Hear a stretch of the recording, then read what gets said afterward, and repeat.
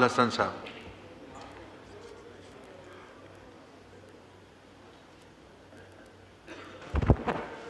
शुक्रिया स्पीकर साहब।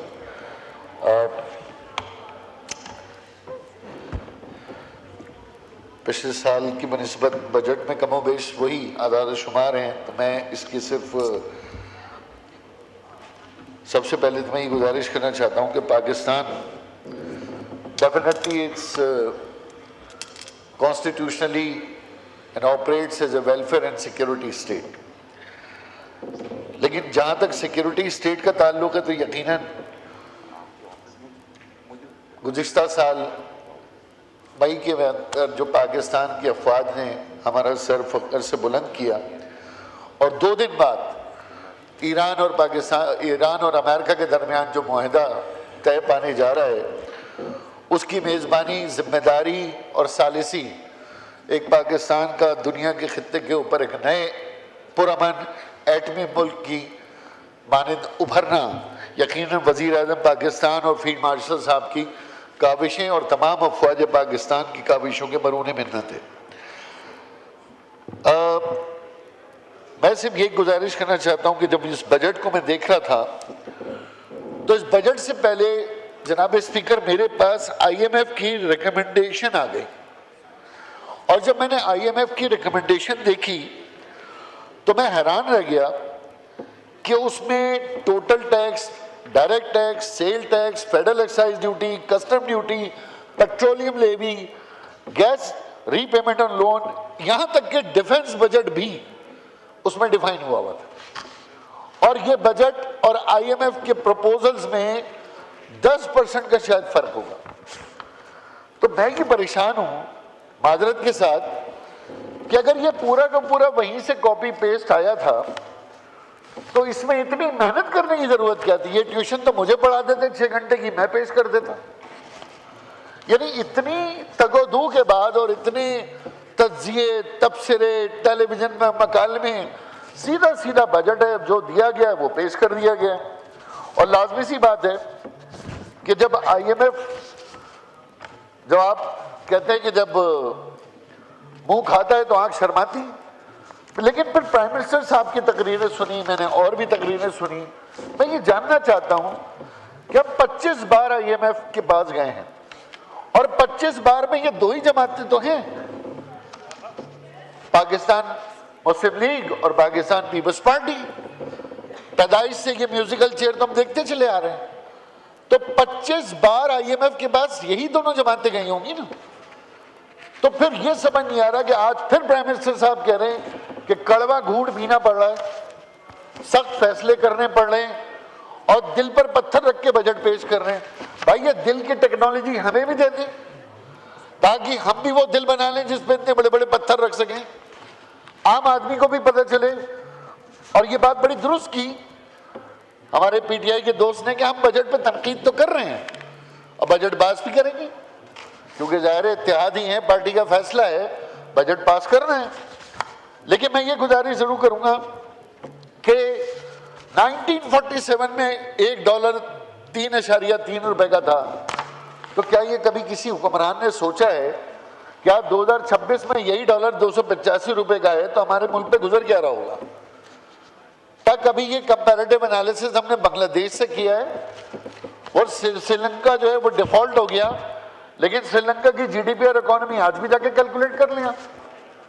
इसी तरीके से जब जब मैंने देखा कि जिसके साथ लफ्ज कौमी लगा हुआ है उस महकमे का बेड़ा ही गर्क हो गया। कौमी बजट फारिग, कौमी फूल किसी को पता ही नहीं, कौमी खेल हॉकी तबाह, कौमी एयरलाइन तबाह, कौमी स्टील मिल तबाह, कौमी जबान तबाह। तो हमारी तो ये समझ नहीं आ रहा कि ये हम इस मुल्क की खिदमत कर रहे हैं या इस मुल्क के साथ बस गुजारा कर रहे हैं। फिर आम लोगों से पूछो तो आम लोग बजट के बारे में पहले बड़े कॉन्शियस हुआ करते थे। मुझे बचपन में याद है, घर के बड़े सब बैठ के देखते थे कि भाई बजट क्या आएगा, और PTV लगाया जाता था, एक एक पॉइंट नोट किए जाते थे। अवाम तो ला ताल्लुक है बजट से, अवाम तो शदीद बेजार है। अवाम तो हमारे प्रोटोकॉल, हमारी गाड़ियां, हमारे कपड़े, हमारे लग्जरी देखकर अवाम में तो नफरत है। हम लीडर बने फिर रहे हैं, 50-50 गाड़ियों के प्रोटोकॉल में फिर रहे हैं, और वो खुशामदी जो है वो अपने गिर्द 100 चमचे जमा करके समझ रहा होता है कि बड़ा कामयाब लीडर है।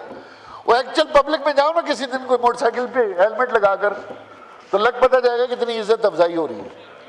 अगर 4-6 जो इधर उधर होते ना चमचे, इन्हें छोड़कर किसी बस में बैठ के टावर से निकले ना कराची, बराबर में सीट कोई नहीं देगा बैठने के लिए। अवाम का तो ये बुरा हाल है। और फिर एक और स्पीकर साहब, बड़ी अहम बात, ये मुल्क से बाहर जाते हैं, सब जाते हैं, आप भी जाते हैं, मैं भी जाता हूँ, सब जाते हैं। आप कभी ये अकेले, हमारे तमाम लीडर्स, मैं भी अपनी भी बात कर रहा हूँ, आप अमेरिका, यूरोप, लंदन या अरब ममालिक जाए ना, बगैर चमचे, बगैर प्रोटोकॉल के, खुदा की कसम आपसे कोई हाथ मिलाने नहीं आता, आपसे कोई तस्वीर खिंचाने भी नहीं आता। लेकिन अगर इन्हीं ममालिक में कोई खिलाड़ी चला जाए, कोई सिंगर चला जाए, कोई सेलिब्रिटी चला जाए, तो आप देखें उसका कैसा पुरतबाल इस्तेमाल होता है, क्योंकि वहां की महज़ब मुआशरा ये जानता है कि आप हुक्मरान बन के कोई एहसान नहीं कर रहे, आप वजीर बन के कोई एहसान नहीं कर रहे, आप अपने मुल्क के खादे में आपको खिदमत के लिए रखा है। मैं IMF की रिकमेंडेशन पे एक बात और करना चाहूँगा कि मेरे पास एक बड़ी अजीब सी चीज़ और स्पीकर साहब आई है, और वो ये कि इस IMF ने एक high level summary technical assistant report दी है, और स्पीकर साहब इसकी जो मेन कोर फाइंडिंग है, governance and corruption diagnostic report. यानी IMF आपको पैसे देने के बाद नवंबर 2025 में ये कह रही है कि आपके पूरे मुल्क में गवर्नेंस और करप्शन डायग्नोस्टिक रिपोर्ट में ये जिक्र है। ये रिपोर्ट पता नहीं किसी ने पढ़ी भी है कि नहीं, कर्जा तो ले लिया, लेकिन उसके बाद दूसरी बातें भी उनकी कोई सुनी। वो कह रहे हैं कि भाई करप्शन खत्म करो अपने अंदर से। हमारे यहाँ करप्शन के किंग्स को सदारती अवार्ड मिलते हैं, हमारे यहाँ तो अरबों खरबों रुपए के करप्शन करने वाले को बेगुनाह करार दे दिया जाता है क्योंकि जुर्म साबित नहीं होता। हमारे यहाँ तो अंबार लगा हुआ है, 400 रुपए, 600 रुपए, 1000 रुपए बिजली का बिल या जुर्माना ना पे करने वाला अंदर होता है। इस मुल्क के हजारों अरब रुपए खा जाने वाले के ऊपर कोई इल्जाम साबित नहीं होता। तो एक और गुजारिश मेरी ये है कि अभी मैंने ये देखा कि बड़ी ये तकरीरें हुई हैं और सूबों के ऊपर भी बड़ी तकरीरें हुई हैं। कभी ये डिस्ट्रीब्यूशन ऑफ रिसोर्सेज है, यहाँ बार बार ये बात हो रही है, बार बार बात हो रही है। भैया NFC पढ़ो ना, ये नेशनल फाइनेंस कमीशन पढ़ो तो सही, इसमें पढ़ो तो सही कि ये किस तरह से हॉरिजॉन्टल और वर्टिकल डिस्ट्रीब्यूशन है।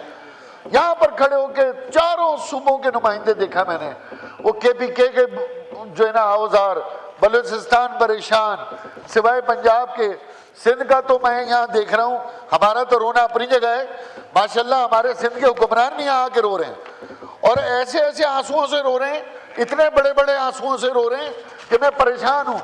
कह रहे जी बच्चों का स्कूल में पानी नहीं है, अस्पताल में टीका नहीं है, नर्स भाग गई है, डॉक्टर नहीं है, मेरा वो सैलाब आ गया। यार तो फिर 18वीं तरमीम के सब लोग खिलाफ बात कर रहे हो ना, तो ये तय हो गया ना 18वीं तरमीम ने कुछ नहीं दिया सूबों को, तो फिर रोल बैक करो यार 18वीं तरमीम। जब सारा का सारा विफाक कोई सुनाना है, तो मैं ये कहना है कि जनाब मेरे पास बिजली नहीं है, मेरे पास गैस नहीं है, मेरे पास पानी नहीं है, मेरे पास तालीम नहीं है, मेरे पास सेहत नहीं है। अच्छा, गैस की रॉयल्टी चारों सूबों ने लेनी है, सिंध की रॉयल्टी सबसे ज्यादा, नेशनल फाइनेंस कमीशन में गैस की रॉयल्टी भी लेनी है, गैस डेवलपमेंट सरचार्ज भी लेने हैं, के इलेक्ट्रिक के अंदर से 90 अरब रुपए के इलेक्ट्रिक से भी लेने हैं, और रोना गाना पूरा है। फिर अब जो सिंध का बजट आ रहा है, अब मैं आपको विफाक से जो शेयर मिला है स्पीकर साहब, 2000 अरब रुपए सूबों को जा रहा है। 2008 में मेरे सूबे का बजट था 265 अरब रुपए, 265 अरब रुपए। उस दौर की बजट जंतरी उठा के देखें, ऐसा लग रहा था 2008 में पता नहीं क्या कोई जन्नत का टुकड़ा बन जाएगा। आज मेरे सूबे का बजट नेशनल फाइनेंस कमीशन 18वीं तरमीम के बाद 4000 अरब रुपए होने जा रहा है, और मेरे हुक्मरानों का यहाँ रोना गाना ही नहीं खत्म हो रहा। मेरी तो समझ में नहीं आ रहा कि सूबाई खुद मुख्तारी के बाद अब क्या चाहिए। 18वीं तरमीम के बाद तो सूबे रियासत बन चुके हैं, सूबे तो एक अलग स्टेट का किरदार अदा कर रहे हैं। अब नोमान की बात हो तो प्राइम मिनिस्टर कहते हैं जी 18वीं तरमीम है, अच्छा जी एडमिशन नहीं हो रहे, ये सूबाई सब्जेक्ट है। जाली डोमिसाइल पे नौकरियां हो रही हैं, ये सूबाई मामला है। अरे भाई अस्पताल बर्बाद हो गए, ये हमारा मसला नहीं है।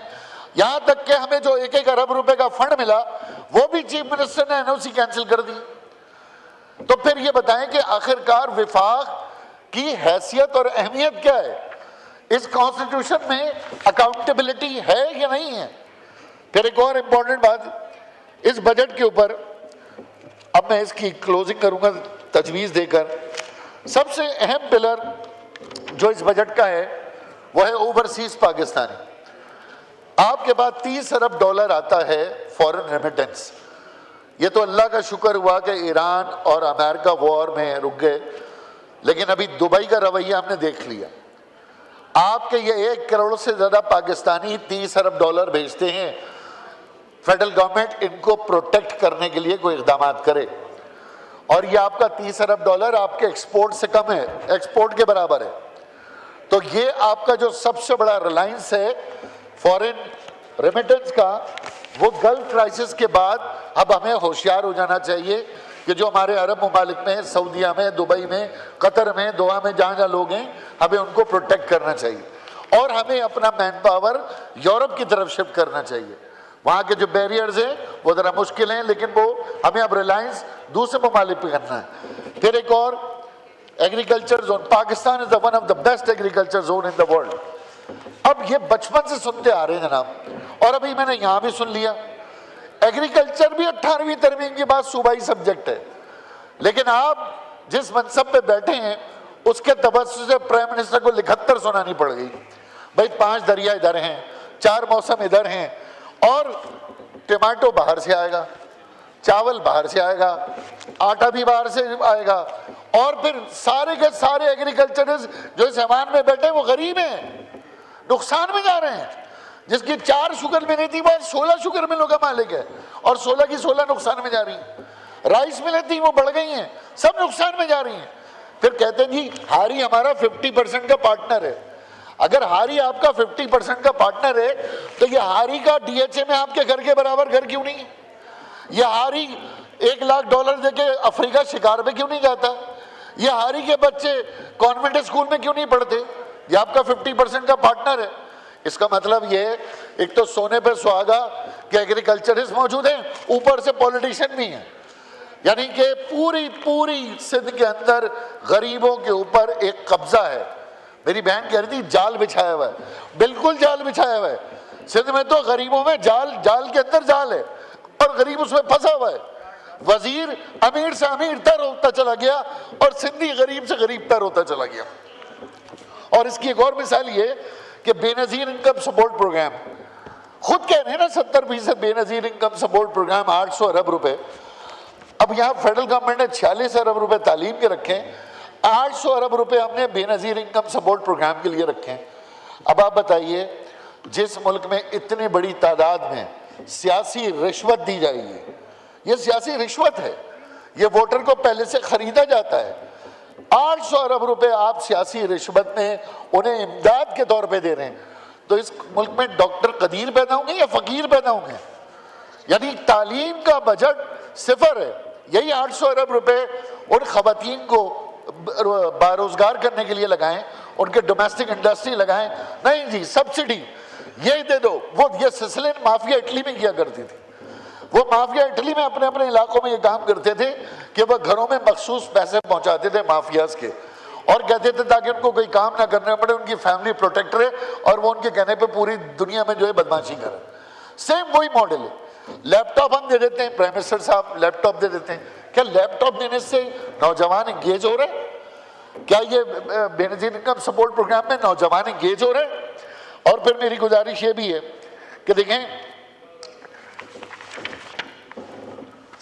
आपका सर्कुलर डेट, सबसे बड़ा मसला इस मुल्क का सर्कुलर डेट है कि गवर्नमेंट पावर प्रोड्यूसर्स को पे नहीं करती, वो अपने बिल खड़े कर देते हैं, वो अपनी कैपेसिटी चार्जेस के बिल खड़े कर देते हैं, उस पर वो सूद भी लेते हैं, फिर इसी तरह ये पावर प्रोड्यूसर फ्यूल कंपनी को नहीं देते, फ्यूल कंपनी बाहर से इंपोर्ट नहीं करती।